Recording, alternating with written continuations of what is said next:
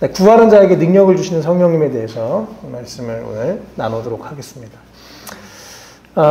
오늘 본문 말씀, 이 오순절에 대한 사도행전 2장 1절에서 4절까지 말씀인데요.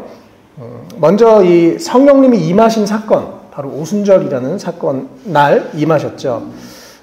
그래서 오순절이 됐을 때 모두 그들이 모여 있었습니다. 그래서 오늘은 이 성령님이 임하신 사건, 오순절 날 성령이 임하셨던 사도행전 2장 1절에서 4절의 내용을 가지고 언제 어디에서 어떻게 무엇을 왜 성령의 사건이 일어났는지 함께 좀 보려고 합니다. 먼저 언제 어디선데요. 오순절이라는 날에 한 곳에 그들이 모여 있을 때 갑자기 하늘에서 바람이 불면서 성령님이 임하셨습니다. 저는 그래서 이번 한 주 동안 하나님의 때라는 제가 좀 믿음이 있습니다. 하나님은 하나님의 때에 역사하시고 하나님의 때에 우리 가운데 임하십니다. 또 하나님이 역사하시면 갑자기 호련히 순식간에 하나님이 일하실 수 있는 분이십니다. 우리가 하나님을 다 하나님 오세요 막 명령할 수 있는 분이 아닙니다. 우리는 그 하나님을 다 100% 종잡을 수 없습니다. 그러나 분명한 것은 우리가 사모하는 자에게 하나님 너무 인격적이셔서 우리가 마음을 웰컴할 때 하나님 우리 가운데 임하신 분이시죠. 그래서 하나님의 정확한 때에 임하셨습니다. 특별히 오순절에 대해서 조금 더 보면요. 이스라엘의 3대 절기가 유월절, 오순절, 또 장막절이 있습니다. 구약에 하나님이 직접 정하신 절기이죠. 유대인들은 그것을 지키고 있습니다. 유월절은 보리가 처음 익었을 때 그 열매를 하나님께 드리는 날입니다. 그리고 50일이 지났을 때, 또 77절이라고 해서 49일이 지났을 때는 첫 밀을 이제 하나님께 드리는 날이 바로 초실절, 또 다른 말로 하면 오순절입니다. 유월절은 원래 이 담을 뛰어넘는다는 유월이라는 말로 되어 있죠. 그래서 이집트의 노예로 있었던 이스라엘 백성들이 탈출을 하면서 자유를 얻은 날이기도 합니다. 또 그리고 그들이 탈출을 한 다음에 광야에서 길을 걷다가 시내산에 도착해서 거기서 모세가 하나님의 율법을 받아서 거기서야 비로소 이제 하나님의 말씀을 받고 또 하나님의 백성으로 시작했었던 그런 날이기도 합니다. 그래서 유월절과 오순절 둘 다 참 중요한데 이 유월절 어린 양으로 예수님이 죽으시고 바로 그 유월절이 금요일이잖아요. 금토일 주일날 새벽에 예수님이 부활하셨죠. 그리고 50일 뒤 정확히 성령 강림 주일날 성령님이 임했습니다. 그래서 그런데 우리가 보통 이 교회에서 부활절과 혹은 유월절 많이 강조되지만 오순절을 좀 상대적으로 강조를 덜 하는 것 같아요. 그래서 우리 교회는 이 오순절을 작년부터 지금 매년 요 오순절 전에 사람들이 이스라엘 예수님의 제자들이 예수님이 부활하시고 나서 40일 동안 이 땅에 계시다가 마지막 열흘 승천하시고 마지막 열흘 제자들이 열심히 기도했었던 그 시간에 작년에도 우리가 기도했었고 올해도 지금 기도하는 시간을 보내고 있습니다. 우리가 계속 매년 이렇게 기도하면 좋겠어요. 이 기간에 특별히 오순절 성령님을 사모하면서 기도하면 좋겠습니다. 그리고 오순절날 성령님이 임하시면서 교회가 시작되는 교회의 생일이기도 한 날이 바로 오순절입니다. 물론 꼭 성령님이 오순절 날만 임할 필요는 없으시죠. 언제든지 지금 우리 가운데 역사하시는 분이시지만 우리가 그 성령님을 기억하면서 또 기대하면서 함께 기도하는 것 참 중요하고 감사한 일인 줄 믿습니다. 어쨌든 오순절날 하나님이 정하신 그때의 정확한 날 라이트 타임에 성령님이 임하시면서 교회가 시작됐습니다.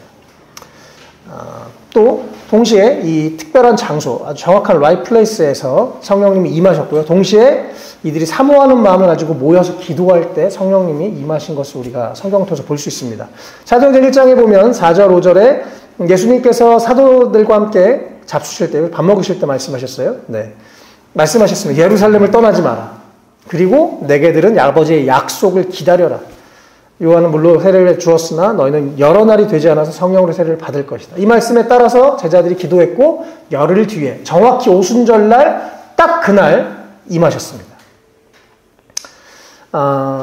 또 사도행전 뒷부분에는 베드로는 성령님을 선물로 표현하거든요. 그래서 성령님이 정말 선물과 같은 그런 성령님이 임하셨던 것을 볼 수 있고요. 또 13절부터 14절에 보면 그들이 원래 잘 모여 있었던 그 다락방, 실제로 가보면 한 120명 들어갈 건물 2층에 꽤 넓은 공간입니다. 그곳에 사람들이 원래 자주 그냥 모이던 그곳, 자주 묵고 있었고 기도하셨던 그곳에서 14절에 보면 함께 한 마음으로 기도에 힘썼습니다. 그래서 열흘 동안 열심히 그들이 기도할 때 약속한 때가 되어서 성령님이 우리 가운데 그들 가운데 임하셨던 것이죠. 네. 그래서 우리도 하나님의 때에 성령님이 임하신다. 또 갑자기 임하실 수 있다. 우리가 사모하는 마음을 가지고 임하실 수 있다. 주님이 뭔가 계획하시고 약속하신 그곳에 성령님이 임하신다는 것 우리가 꼭 기억하시면 좋겠습니다. 네. 이번 주에 주님이 베풀고자 하시는 은혜, 또 오늘 예비하신 은혜, 오늘 우리 가운데 베푸실 줄 믿습니다. 아멘. 예. 그리고 이제 가장 중요한 어떻게 성령이 임하셨는지 좀 더 보시죠. 2절에 보면요. 우리 2절, 3절 같이 읽겠습니다. 시작. 그때 갑자기 하늘에서 세찬 바람이 부른 듯한 소리가 나더니 그들이 앉아있는 온 집안을 가득 채웠다. 그리고 불길이 솟아오를 때 혓바닥처럼 갈라진 것 같은 혀들이 그들 위에 나타나더니 각 사람 위에 내려앉았다. 아멘. 그래서 여기서 성령님을 바람과 불로 표현하고 있습니다. 오늘 이 시간 우리 가운데 바람처럼 성령님이 임하시기를 축복합니다. 예. 우리가 너무 이 성령님의 임재를 생각하면서 신비적인 생각들을 많이 합니다. 근데 적어도 바람이라는 것, 지금 제가 불었어요? 안 보입니다. 그러나 느껴지는 것이죠. 예. 성령님 우리 가운데 바람처럼 역사하실 때 보이지 않지만 꼭 뭐가 그래서 보여야 된다, 뭐 갑자기 손을 떨어야 되고 막 이상한 소리를 내야 되고 안 그래도 괜찮습니다. 성령님 정말 다양하게 자유롭게 역사하시는 분이십니다. 중요한 것은 바람처럼 보이지 않지만 확실히 있는 그 성령님. 성령의 바람이 우리를 터치하실 때 우리 삶에 변화가 일어난다는 것입니다. 성령의 바람에 대해서요. 원래는 이게 바람, 영, 생기자 같은 단어 루아흐, 또 신약에서는 푸뉴마라는 말인데요. 창세기 2장 7절에 하나님이 땅에 흙으로 사람을 지으시고 나서 이 육체만 있을 때 그 코에 생명의 기운을 불어넣으시니까 사람이 생명체가 되고 영적인 존재가 됐습니다. 하늘의 바람, 하나님의 영, 하나님의 그 생기가 우리 가운데 들어올 때 우리가 영적인 존재가 되는 것이죠. 예, 그래서 우리가 성령님이 우리 가운데 바람처럼 역사하시고 들어오실 때 우리 가운데 생기가 돌고 우리가 안에 새로운 신바람이 나는 그런 변화가 일어나는 것입니다. 또 에스겔서 37장 10절에 에스겔 선지자가 봤었던 그 환상, 메마른 뼈가 군대로 일어날 때 가장 중요했던 것은 하나님께서 말씀하셔서 하나님의 말씀처럼 대언을 해서 생기야 들어가라 라고 하니까 생기가 그들 속으로 들어갔을 때 그들이 일어나서 군대가 됐다는 것입니다. 네. 생기가 우리 가운데 들어오면 하나님의 성령의 바람이 우리 가운데 들어오면 우리가 하나님의 군대로 하나님의 군인으로 이전과는 다른 사람으로 자기의 문제로 작은 문제에 얽매이지 않는 새로운 사람으로 변화될 줄 믿습니다. 하늘의 터치가 하늘의 그 숨소리가 우리 가운데 있으시길 축복합니다. 또 동시에 하늘에 불이 내렸다고 합니다. 네. 그 불꽃의 그 끝에 타는 그런 모습들이 각 사람 머리 위에 내려앉았다고 합니다. 하늘의 불이 각 사람에게 임한 것입니다. 그래서 성령님을 체험할 때 가끔 뜨거워하는 사람도 있습니다. 그런데 꼭 그렇지 않아도 괜찮습니다. 그것도 역시 중요한 건 아닙니다. 그러나 어떤 뜨겁거나 안 뜨겁거나 그런 것은 중요하지 않지만 진짜 성령님이 임하시면 보통 눈물은 나요. 네. 눈물은 나고 뭔가 우리 영혼에 터치가 되는 것들을 느낄 때가 있습니다. 어쨌든 하늘의 불이 각 사람에게 임했습니다. 하늘의 불도 성경에 여러 가지 의미가 있는데요. 출애굽기 3장 2절에 모세가 떨기나무 안에 있었던 그 불을 보았죠. 네. 근데 이 불은 세상의 불과 달랐습니다. 떨기나무 가지에 불꽃이 있었는데 하나님을 상징하는 그 불, 하나님의 불이 그곳에 임했는데 나무가 안 탔어요. 우리가 집에서 불을 때우려면 장작이 있어야 장작이 타면서 불이 붙죠. 그런데 하나님의 불은 그런 불이 아닙니다. 장작을 태우는 불이 아닙니다. 꺼지지 않는 불, 다른 것을 태우지 않는 불입니다. 그 불이 우리 안에 들어오면 식어지지 않는 열정이 계속됩니다. 이 세상의 욕심의 것들, 이 세상의 어떤 유혹의 것들, 그런 것들은 우리를 불태워버립니다. 우리에게 해를 입혀요. 그러나 하나님의 불은 우리에게 해를 입히지 않습니다. 그리고 그 불은 우리를 거룩하게 하시고 새롭게 하시고 또 히브리서 12장 29절에 태워 없애는 불이다. 옛날 성경에는 소멸하는 불이라고 말씀하셨는데 하나님이 우리가 임하시면 우리 안에 잘못된 것을 소멸해 버리시기도 합니다. 저는 많이 봤어요. 담배를 한 번에 끊는 경우 성령의 불이 임하니까 그게 막 뜨겁게 막 이런 게 아니에요. 그냥 어느 날 갑자기 역하면서 성령님이 그 부분을 딱 태워버리시니까 담배를 피울 수가 없고 냄새도 못 맡겠다. 뭐 술도 그렇게 끊는 분들 좀 많이 봤습니다. 하나님의 불이 임하시면 우리 안에 우리의 연약함을 태워버리시고 우리 안에 어떤 상한 부분을 태워버리시고 우리 안에 모난 부분들을 태워버리시기도 합니다. 성령님은 그래서 우리 가운데 때로는 열정으로 또 우리 가운데 타지 않은 열정을 주시기도 하시고 또 우리 가운데 소멸하게 하시는 그런 불로 임하시기도 하는 것이죠. 그래서 하나님께서 이 오순절날 모여있는 자들, 사모하는 자들, 기도하던 자들에게 바람으로 역사하셨고 불로 역사하셨습니다. 오늘도 주님이 그렇게 역사하실 수 있으실까요? 있으십니다. 우리가 하나님을 제한하는 것이 참 문제인 것 같아요. 하나님 우리가 제한하지 않고 주님 나에게 바람으로 오셔서 불로 오셔서 내가 다 이해할 수 없지만 내가 언어로도 설명할 수 없지만 하나님 내 안에 들어오셔서 나를 새롭게 해주십시오. 나를 태워주십시오. 나에게 새로운 열정을 주십시오. 나를 바꿔주십시오.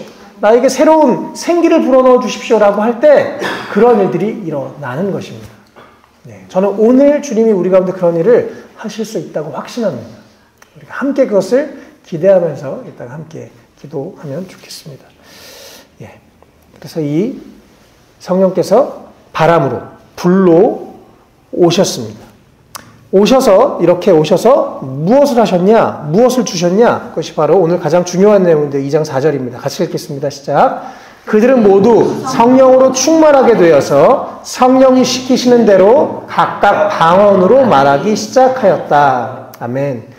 예, 그 바람으로 불러 오셔서 성령님이 하셨던 첫 번째는 그들에게 충만하게 채워주셨습니다. 한편으로는 인간의 이 공허함, 인간의 가장 근원인 이 영혼의 그 공허함이 오직 성령으로만 채워질 수 있다라고 말할 수 있습니다. 또 동시에 성령으로 필드에서 가득 찼다는 것을 얘기합니다. 성령님의 지배를 받는 삶을 살기 시작한다는 것입니다.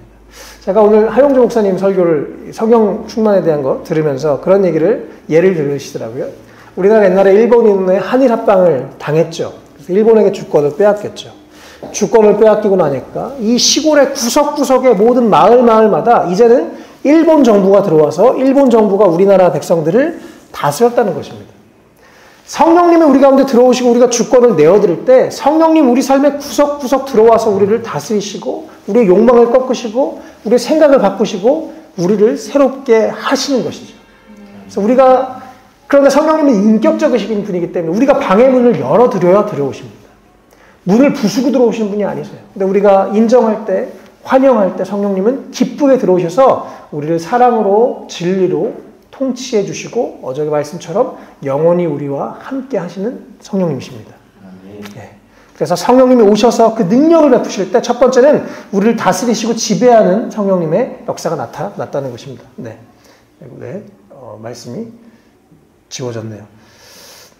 동시에 불가능을 가능하게 하시는 성령님의 능력이 일어났습니다. 여기서요, 성령님이 시키시는 대로 아주 중요한 말입니다. 네.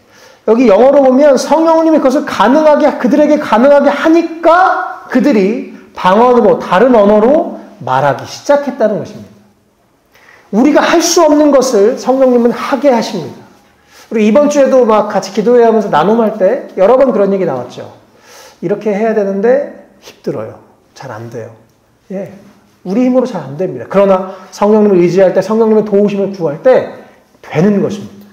네. 그렇다고 우리가 막 아무거나 하나님의 뜻과 상관없이 아무거나 막 예수 믿으면 다 돼. 이것은 아니지만 하나님이 기뻐하시는 일이라면 그것이 올바른 일이고 하나님이 원하시는 일이라면 우리의 불가능을 가능하게 하시는 성령님을 우리가 경험할 수 있게 됩니다. 우리 몸을 고치실 수 있고 우리의 마음을 고치실 수 있고 새로운 능력을 주실 수 있고 지혜를 주실 수 있고 우리가 할 수 없는 것을 뻑뻑한 것을 기름칠 쳐서 하게 하시는 분이 성령님이신 줄 믿습니다. 중국에서 선교하러 갔을 때 중국어가 너무 어려운 거예요. 그래서 제 기억에 제가 그 중국어를 배워가는 과정에서 2번 아주 크게 좌절한 적이 있습니다. 처음 한 6개월, 7개월 지났을 때 안 들려요. 여전히 안 들려요. 계속 하루 종일 중국 사람들이 있는데 안 들려요. 그때 제가 너무 답답해서 하나님 저 선교사를 부르시는 게 맞으십니까? 제가 언어가 빨리 늘어야 되는데 도와주십시오라고 기도를 했어요. 그런데 그리고 얼마 되지 않아서부터 말을 듣기 시작하고 말이 터지기 시작했어요. 두 번째가 한 1년 반 정도 지났을 때인데 제가 그때 설교를 할 때 이제 통역하는 분들의 통역을 도움을 받아서 한국말로 설교하고 이렇게 통역을 받으면서 했어요. 그거가 한 1년 반쯤 됐을 때 기도했었습니다. 하나님, 제가 언제까지 통역을 의지해서 설교하겠습니까? 성령님 도와주십시오. 근데 저는 영어를 잘 못하기, 지금도 영어 잘 못해서 역시 언어에 대해서도 되게 이 픽스 마인드셋이 있었습니다. 정말 자신이 저한테 없고 되게 아픈, 부족한, 부끄러운, 못 넘는, 되게 후회하고 자책하는 부분이었어요. 언어에 대해서. 근데 그때 간절히 한동안 기도를 하고 나서 어느 날 내가 한번 중국어로 설교해 볼까 이런 생각이 들었습니다.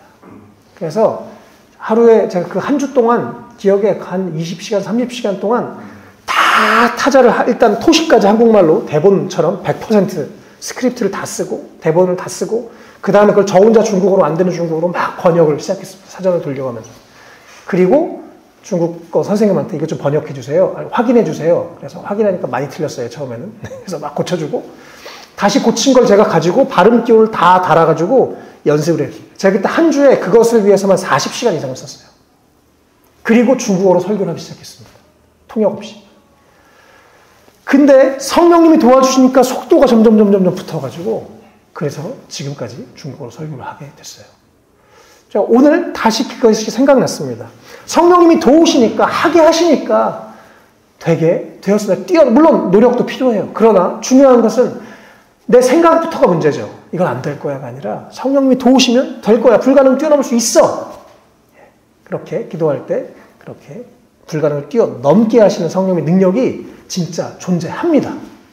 믿으시길 축복합니다. 할렐루야. 우리의 이 한계, 우리가 하나님을 제한하는 것도 문제고 또 성령님을 제한하는 것도 문제입니다. 성령님이 도우셨을 때, 기름 부으셨을 때 그렇게 되는 것을 믿습니다. 저 이번 주에 설교 준비하면서 성령님이 매일매일 도우시는 것을 느꼈습니다. 참 감사했어요. 아, 진짜 성령님이 이번 주에 이거 하게 하시는구나. 기도회를 기쁘게 하게 하시는구나. 저도 참 그래서 너무 감사한 한 주간이었습니다. 불가능을 가능하게 하시는 성령님. 이 당시에 모르겠어요. 이들의 말이 갑자기 뭐 랄랄라 뭐 이런 건 아니었을 거예요. 왜냐하면 그들이 알아들었으니까. 아니면 이들이 그냥 이스라엘 말로 하는데 히브리 말로 하는데 그들이 귀에가 갑자기 그걸 알아듣게 하셨는지는 모르겠습니다. 어떻게 정확한지 모르겠지만 중요한 건 이들이 말하기 시작할 때 그들이 알아들었다는 거예요. 그리고 그것을 통해서 하나님의 놀라운 일들이 시작됐습니다. 그래서 성령님은 능력을 주시는 분이십니다. 우리를 다스리시고 성령을 충만하게 하셔서 우리를 다스리시고 우리를 통치하시는 우리가 그런 은혜를 오늘 이 시간 구하고 경험했으면 좋겠고요. 또 동시에 우리 삶에 불가능한 부분이 있으니까 하나님이 가능하다고 하면 되는 것이죠. 성령님이 불가능을 가능하게 하시는 그 성령님 우리가 오늘 의지하고 기도할 때 우리가 불가능이 가능하게 되는 기적을 경험하게 되시길 축복합니다. 마지막으로 왜 성령님이 이것을 주셨는가? 왜 이러한 능력을 베푸셨는가? 그 이유는 사도행전 5절과 11절 앞부분에는 왜요? 성령님이 왜 거기에 그 자리에 그들에게 다른 말, 평소에 못하던 말을 하게 하셨는가? 5절에 11절에 경건한 유대 사람들이 지금 예루살렘에 오순절을 지킨다고 수많은 유대인들이 모여 있었습니다. 근데 이들이 방언으로 말하니까 11절에 그들이 말하죠. 우리는 저들이 하나님의 큰 일들을 방언으로 말하는 것을 듣고 있어. 그래서 하나님이 바로 그 수많은 사람들에게 하나님의 일을 듣게 하기 위해서 교회가 시작되고 많은 영혼이 구원되기 위해서 그들에게 성령으로 새로운 언어를 하게 하셨다는 것입니다. 우리 각 사람에게 다 얻어있는 은사를 주시진 않으시지만 우리 각 사람에게 필요한 은사와 능력을 주셔서 하나님의 큰 일을 나타나게 하시는 것이 우리 하나님의 일이고 그래서 우리 가운데 능력을 주시는 것입니다. 우리가 막 능력을 뽐내고 잘 먹고 잘 살려고 그러는 것이 아닙니다. 뭐 교회 이런 참 안타깝게도 한국 교회 안에 은사를 받았다는 분들이 은사 깡패들이 대부분입니다. 보통 반말해요. 내가 너 알아. 뭐 네가 뭐 그랬지. 뭐. 이상한 성령님이 아닙니다. 저는 아니라고 확신합니다. 성령님이 아니고서도 능력을 베풀 수 있고 기적을 베풀 수 있어요. 그러나 진짜 거룩한 성령님 우리 가운데 오셔서 우리의 인격을 변화시키십니다. 우리가 능력만 구하는 이상한 사람이 아니라 우리가 어떤 하나님의 능력과 성령의 도우심과 성령의 충만함과 그 성령님의 우리 각 사람에게 하게 하시는 그 일들을 함으로 말미암아 하나님의 큰 일을 나타내는 우리가 됐으면 좋겠습니다. 또 동시에 17절에 베드로가 계속 이어서 설교했던 내용이에요. 그 사람들에게 이미 이게 무슨 일이야 라고 할 때 그들에게 설교하면서 3,000명이 회개했었던 그 장면인데요. 베드로의 설교입니다. 17절에 같이 읽겠습니다. 시작. 하나님께서 말씀하신다. 마지막 날에 나는 내 영을 모든 사람에게 부어주겠다.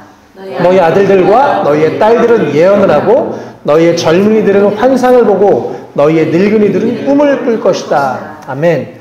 베드로가 이 요엘서에 약속된 이 성령님이 지금 여기에 임하셨다고 사람들에게 설교하고 있는 장면입니다. 이 성령님이 임하셨을 때 성령님이 누구에게 임한다고요? 모든 사람에게 임할 수 있다고 성경은 얘기합니다.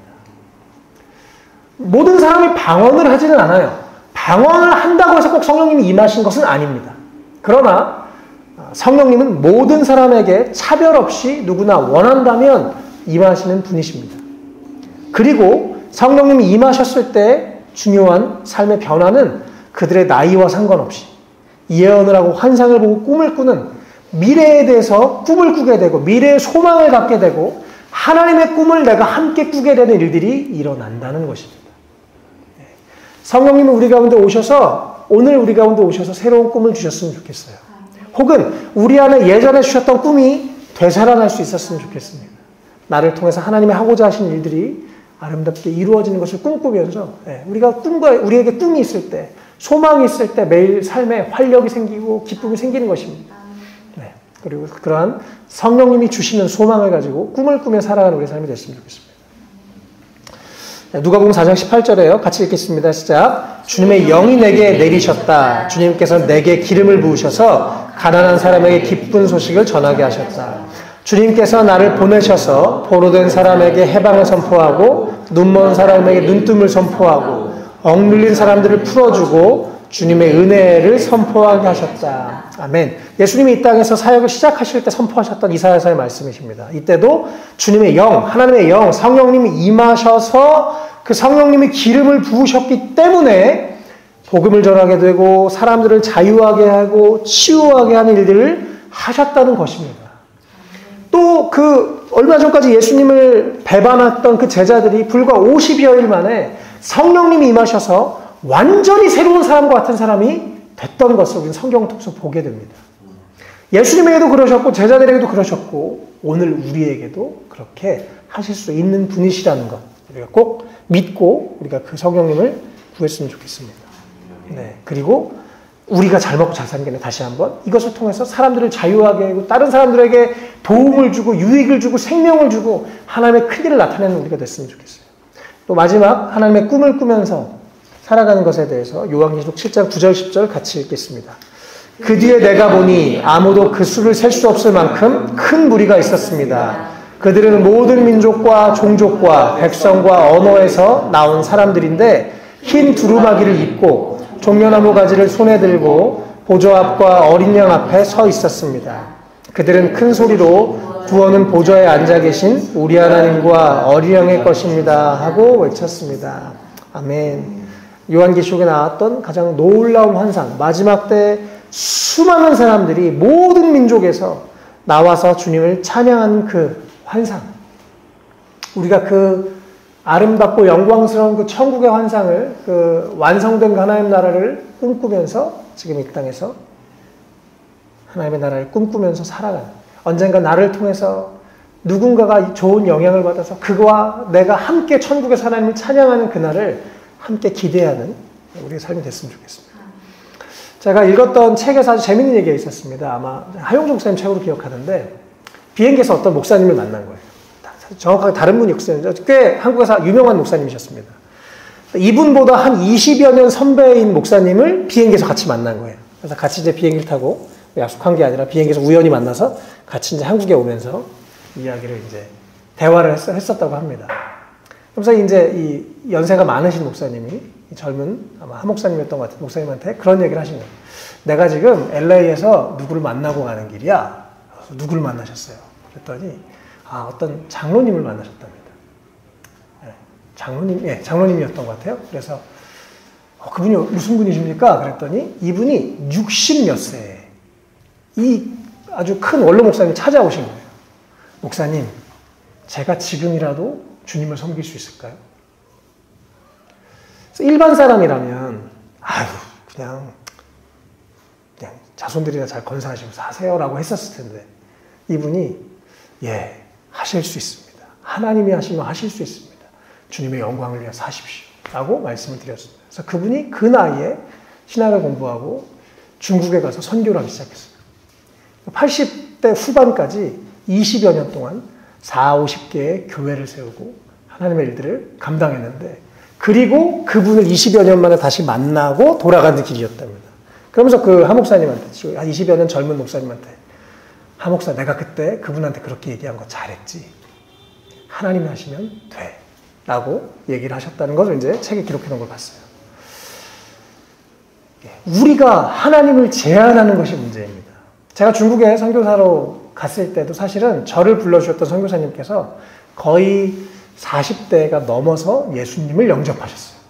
그리고 너무 받은 은혜가 커서 중국 선교사로 헌신하시고 그리고 50대일 때 저를 이제 중국에 오라고 하셔가지고 같이 사역하다가 50대 때 일찍 소천을 하셨죠. 참 우리가 너무 하나님을 많이 제한하는 것 같습니다. 이번 요 5일 동안 하나님의 베푸실 은혜, 예비하신 은혜를 다 우리 가운데 부어주셨으면 좋겠어요. 우리가 주님을 제한하지 않고 오늘 이 시간, 마지막 시간 함께 우리 하나님께 기도하는 우리가 됐으면 좋겠습니다. 주님이 예비하신 그곳에서 성령님 임하십니다. 불과 바람으로 임하십니다. 오셔서 우리에게 성령으로 충만하게 하시고 성령의 지배를 받게 하시고 우리 가운데 바람으로 불로 임하셔서 우리를 새롭게 하시고 능력을 주시고 변화를 주시고 생기를 주시고 꿈을 주시고 그래서 하나님의 놀라운 일들을 하게 하시고 또 하나님께 영광 돌리는 삶을 살도록 또 우리에게 하늘의 꿈을 꾸면서 살게 하시는 분이 바로 성령 하나님이십니다. 우리 개인이 함께 또 우리 공동체가 함께 꿈꾸면서 또 사모하면서 함께 살아계신 그 성령님의 능력을 경험하는 우리가 되기를 주님의 이름으로 축복합니다.